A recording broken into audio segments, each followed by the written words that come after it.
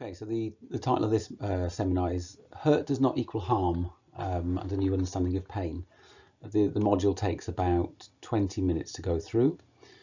Okay, so we shall start. So what we try and get to by the end of this webinar is just some basic stuff about a little insight into how the science of pain and the understanding of pain has changed over the past 30 to 40 years, and to get an understanding of why this is important. And it's not just knowledge for the sake of it. This is knowledge that we can use, and it can be applied to patients, and people who are in possession of the knowledge can make a real difference. So how it used to be, this is an example of the biomedical way of looking at pain. And what you see there is a diagram of a boy with his foot in the fire. And this is an idea that came up, that was brought up by René Descartes, a philosopher and a great thinker hundreds of years ago. And what he reckoned was going on inside the body was that a molecule, so if you're looking at the fire, if you can see there's the letter A, and he would say that a molecule of the fire would enter the system. So it enters B, if you can see that, the boy's foot. He then thought that that molecule would travel and it would pull a lever, which would then ring a bell in the little boy's head. And that little bell was specifically ringing the "it's a fire" part of the brain. And within that little chamber in the back of the brain, René believed that there would be another little boy, like a Russian doll idea. There'd be another little boy, in your case it would be a little miniature version of you, inside the brain, identifying what that bell meant and then ordering an action in response to that bell, so that the fire bell would be ringing, and so that the boy would tell itself, if you like, to withdraw the foot from the fire. Okay, so that seems so fanciful, it seems so ridiculous, but it was accepted, and the idea itself didn't last very long. Apparently Descartes himself didn't didn't give it much credence. But that's kind of the model that we still use now. The idea that there is something happening in the body, in the tissues of the body, which is transmitted to the brain, and the brain receives this message and identifies what is wrong with it. So the idea that pain is produced within the body, and the brain just registers how much pain is present. And what we're finding is that is completely untrue. It's completely inaccurate. And it's been very, very difficult to shift that way of thinking. But there are some really interesting ways of challenging our thoughts behind this, and ways of disproving Descartes. So what you're seeing here is a true case. It was reported up in the British Medical Journal a few years ago. And this is a picture of a steel toe cap boot of a builder. And the story goes that the builder was working on scaffolding, and he jumped off things like 4 or 5 foot of scaffolding. And what you can see there is that a nail went through the foot, and he was in absolute intense agony. The report says that he was pinned down to the floor by his colleagues because the amount of pain he was in. He was incredibly distressed, and an ambulance was called. He was rushed to the Leicester Royal Infirmary. He was given fentanyl and midazolam, and fentanyl is one of the most powerful, if not the most powerful opiate you can take. It's incredibly strong stuff, part of the opioid crisis. So he was sedated, and then the boot was cut away from his foot to identify the damage. And what they saw when they took the boot off was that the nail had actually gone through between his toes, so that absolutely nothing had happened to his foot. So the pain he was in had no relation to the damage or lack of damage that had happened to his body. Was he in pain? Absolutely. He was in the right amount of pain for what he perceived was going on. We then have opposite cases. So here's a picture of Mr. Zhao, and hopefully you can make this out, that he has a bonsai knife stuck into his head. You can see from the lateral view that it seems to be going straight into his brain. You can see from the A to P view, or the PTA view, but actually it's just neatly gone through into his scalp. And the story goes that he didn't feel anything apart from just this sense of heaviness around his head. And he thought it strange because he thought, that feels like I'm wearing a hat, but he doesn't remember putting a hat on. What happened then is that the local tobacconist pointed at his head and said, "What's happened? You have a knife stuck in your head." And he looked at the reflection in the shop window, where he saw the knife in his head, and then the pain washed over him and he collapsed in the street. So there's the opposite to that builder. That this is somebody who actually has damage to his body. He has a knife in his head, but he's not registering it. It's not creating any sort of pain. And then this would be one of the most sort of interesting ways of just challenging our ideas of understanding pain, and trying to say, you know, if pain is all about damage in the body, how does phantom limb pain occur? How do you have pain from a part of the body that simply isn't there? And that idea should be something that challenges our understanding and makes us want to think more, makes us want to try and dig into how on earth is that happening. So it all comes down to what's really going on is what's happening within the nervous system, the brain and the spinal cord and the peripheral nerves. And one of these terms that's used about the brain is it's the central governor. So it's the brain that decides all the time how you are responding to stimuli, and whether you need to respond to stimuli or not is ultimately decided in the brain. And there's this idea where we can really simplify this whole thing of pain down into ideas of threats and safeties, or dangers and safeties. And we think to ourselves, you know, what was going on when we sort of think through those situations again? What was going on with that builder with the nail in his foot? Was he in a position of threat or danger, or was he in a position where his stimuli were giving him safety cues? Obviously he was seeing and he was registering threat. His brain was registering threat. He could see the nail, and his brain was making this calculation for him to say, having a nail in your foot hurts. Okay, and the opposite with Mr. Zhao and the knife, he had no knowledge of the knife, and so he had no reason, his brain had no reason to alert him to this danger.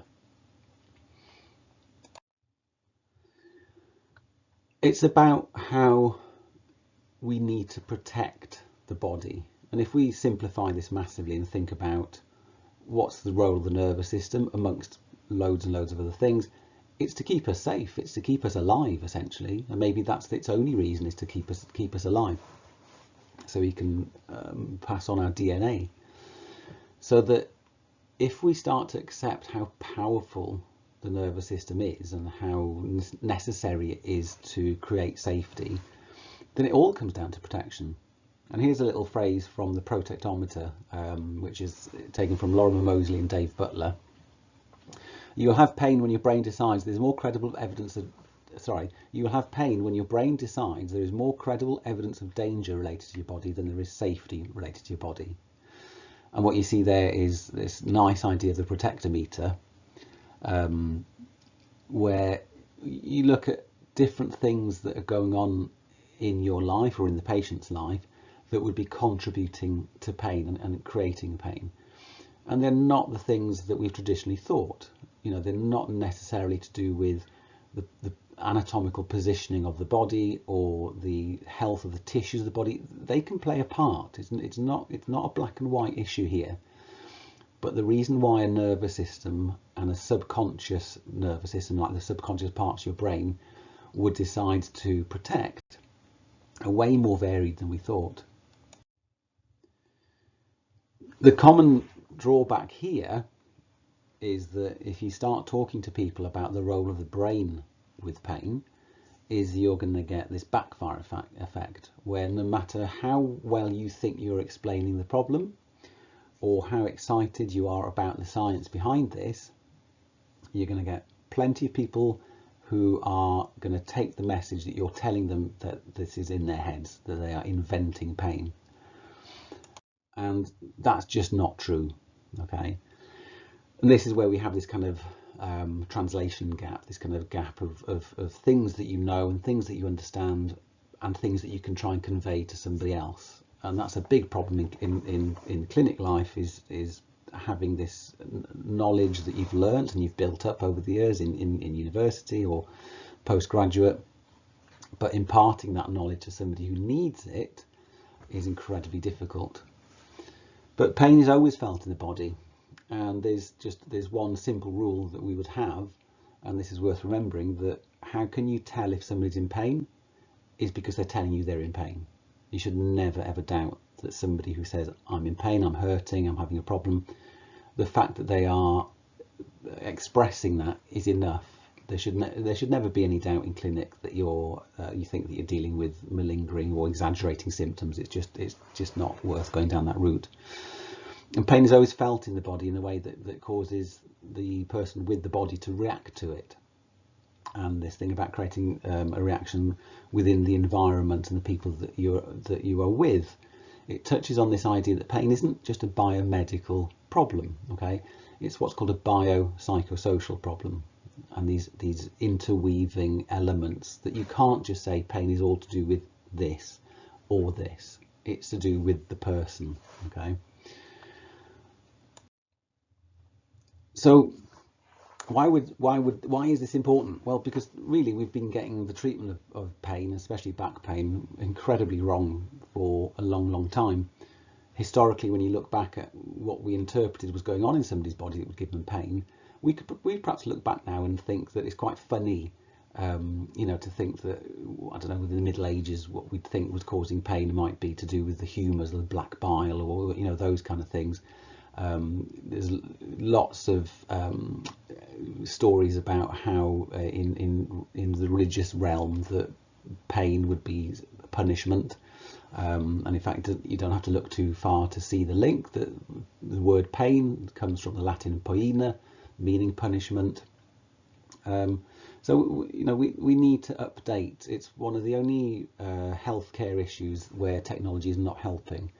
That you look at comorbidities across the globe, and when we apply technology and we apply the advances in science, it's something that's helping us understand the pathology and to reverse the pathology. And you just have to look at things like epigenetics and coding and all that kind of stuff, where the more we understand, the more elegantly we're dealing with problems. When it comes to pain, because we're stuck in this idea that pain is structural, we're finding there's real blockage in moving forward, despite the fact that this is research and evidence that's been around for a long time. This is not necessarily brand new stuff. We're talking about stuff that's been around 30, 40, 50 years. But there are some really basic ideas that we can start to grasp. Difficult to grasp, but true. This idea that structural changes in the body do not explain pain.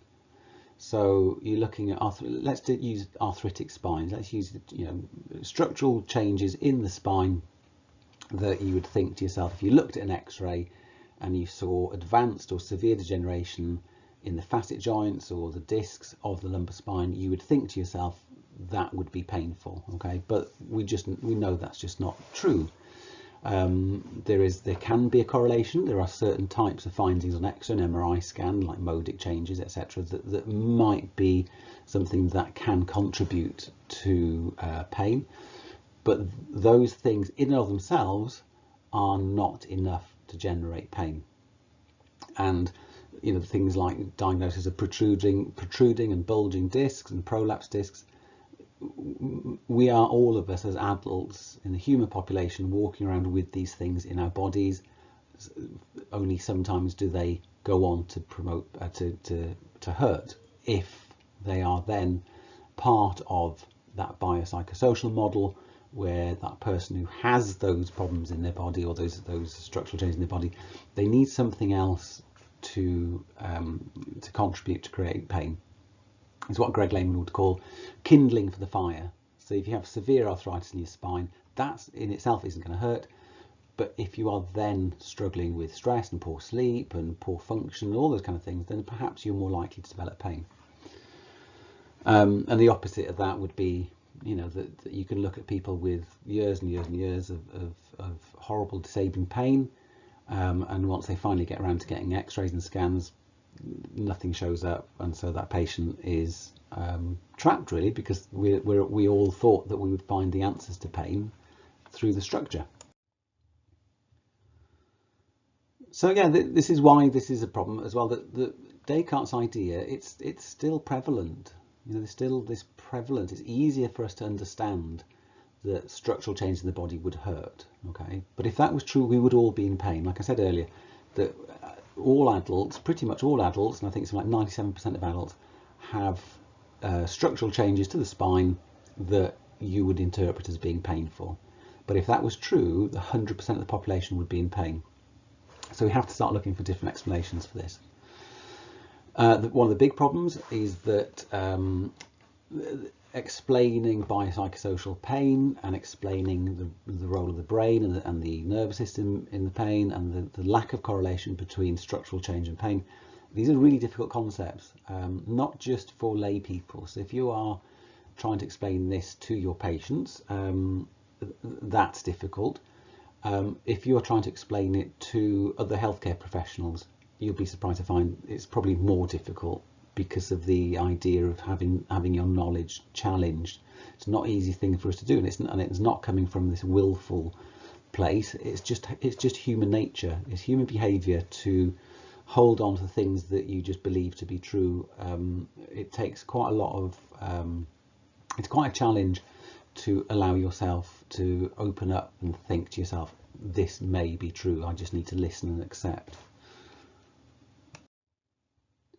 So for instance, you look at this, and this top slide is just something I googled earlier. How easy is that? How eye-catching is the top slide? 5 simple tips to help fix your back pain.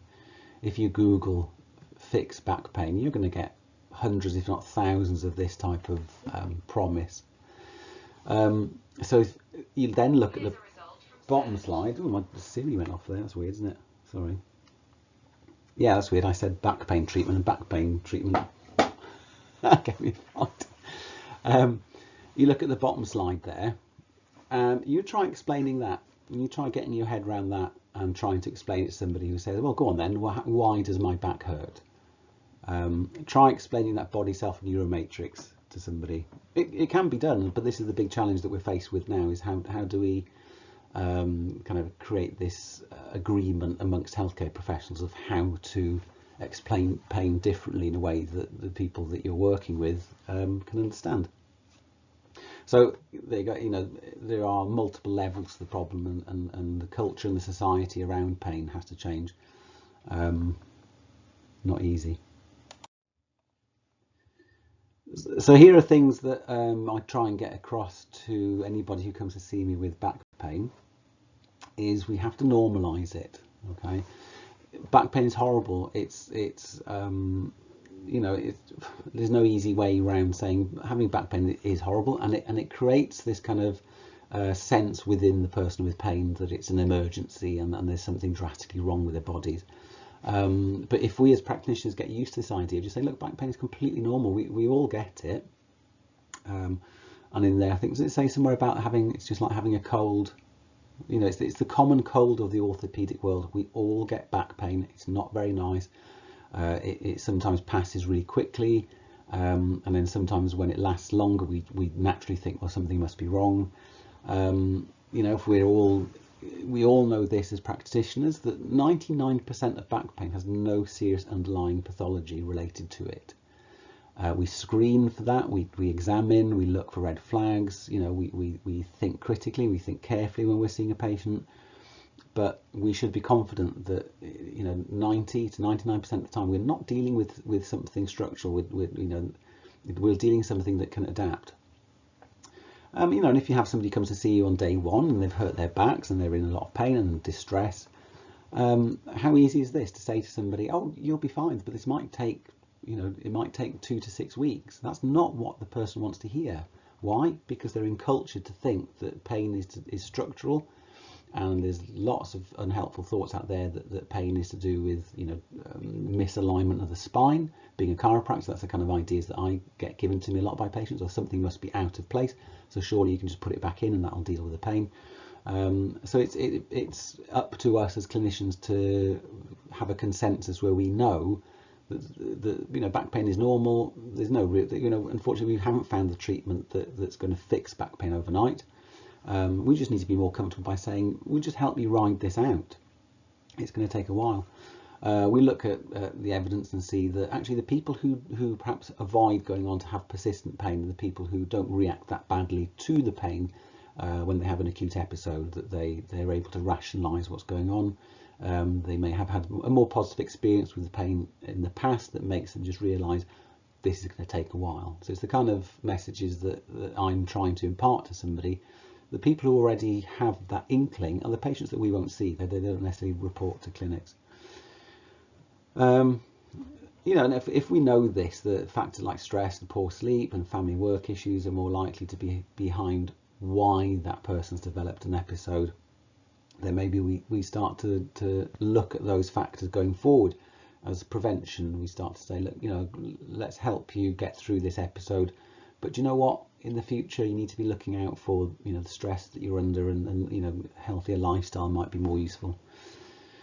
And in the short term, the advice is just be sensible with how you move and how you would go about normal activities. But there's no right or wrong way to do something in the long term. We shouldn't create these stigmas where people think that they should be sitting in certain ways, or to avoid bending or lifting, or it is not helpful at all.